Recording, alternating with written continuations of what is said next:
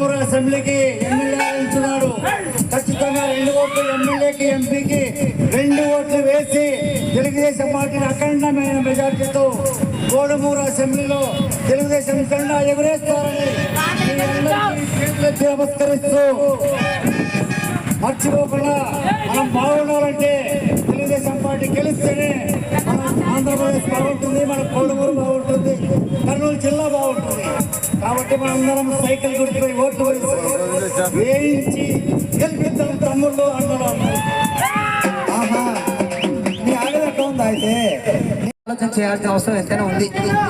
అయ్యా నేను ఒక్కటే మీకు చెప్పేది, కల్లబోలి పార్టీల వాళ్ళు, కల్లబోలి గుర్తుల వాళ్ళు మాయమాట చెప్పడానికి ఎలా వస్తారు? ఓ టీసన్న, ఓ ఎల్లన్న, ఓ పుల్లన్న, ఓ మల్లయ్య, ఓ రమేష్.